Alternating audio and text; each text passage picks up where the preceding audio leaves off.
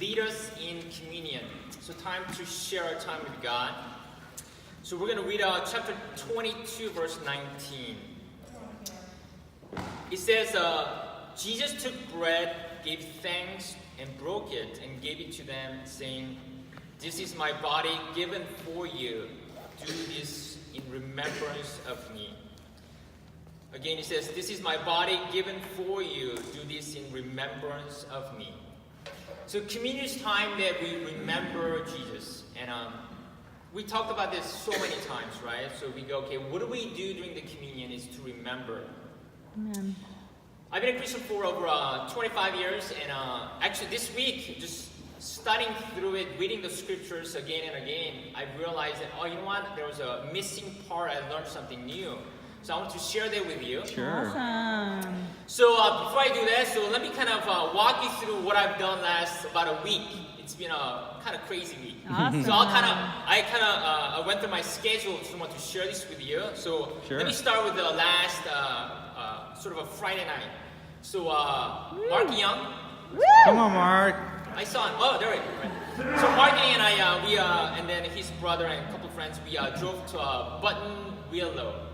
Buttonwillow is like out in nowhere. I've never been there before. 3 hours, and we actually went to racetrack on Saturday. Wow. So if you have never been, that was one of the scariest things I've ever done. What? You watch on TV, right? You think, oh man, this is so easy. You just kind of sit there, you watch this NASCAR going around and around. You think, okay, it's so easy.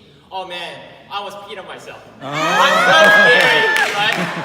So I literally was driving, and you have to follow this like sort of a lead instructor. And while I was driving, I literally was screaming. Wow. I literally thought, like, if I just don't die, I'll be lucky to just get out of here. It was really fun. I spent a lot of time with them. We drove like 3.5 hours.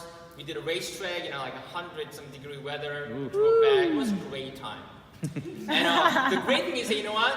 I always wanted to go to racetrack, but I didn't have a cool friend who can take me. So I told Mark, I said, you know what? Man, this was like literally one of my bucket lists. And I wanted to go to racetrack. I love cars. Then I got to do it. And I go, man. And he said, was it fun? I go, I don't know if I can describe it as fun. It was a learning experience, but it was scary. So that was my Friday. Saturday came back. And then Sunday, of course, church. So Monday night, Paul, Pablo, and Mac, we had a dinner. It was one of the best Japanese food I've ever had. Yes, yeah, Great true. time, Yeah. great fellowship. We got home. I was like, oh, I'm tired, right? So Monday was that. Tuesday, my daughter came over. We had a great time, just laughing. Always great to have a daughter who went through her teenage years, but now you can actually bond. It's really fun. And then, so Wednesday, Thursday, busy.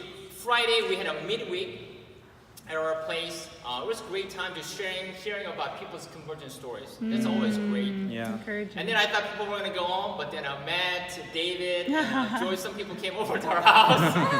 It's like, leave, but it's okay. So we got to hang out, had some more food, and we hung out. It was a great time. And I told my wife, I go, I love the church. I love midweeks, but what I love the most is that just people coming over and then just having fun, talking about our lives. Yes. So that was probably one of my highlights of last week.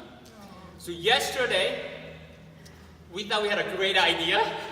So it was David, Matt, Joyce, Mark, and Susan, my wife. So all of us, we went to gym together. Oh, okay. Wow. And this is like a crazy workout. So it was tiring. Yes. And, David, let me tell you how hard David worked. Literally, after workout, he was wearing this clothes. He literally went like this. He wrung his clothes multiple times, and just water came out. Come on, David. From his pants to shirt and to his shoes. Yeah. So we did that. So I thought, man, I can go home and maybe take a nap.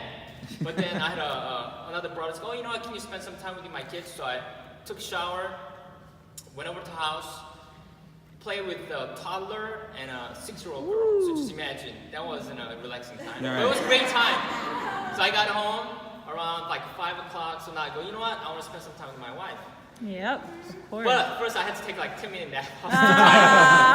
So we went out around, it wasn't until probably like 8 o'clock. We went, had a little dinner, talk, reconnect.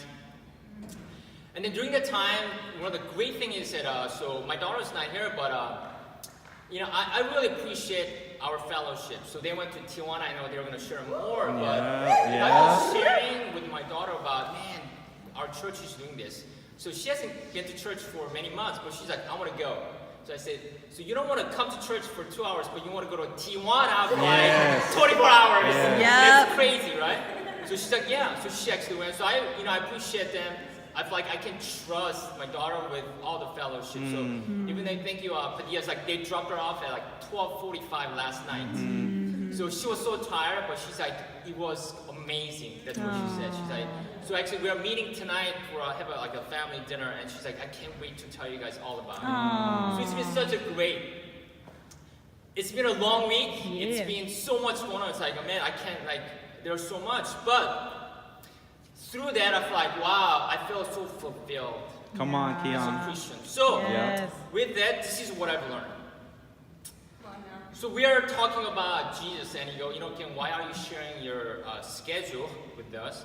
I like so it. let's go back to Luke chapter 22, verse 14. So all this time I thought, you know what? The communion is about Jesus. Yes, definitely. But there's a prerequisite before becoming about Jesus.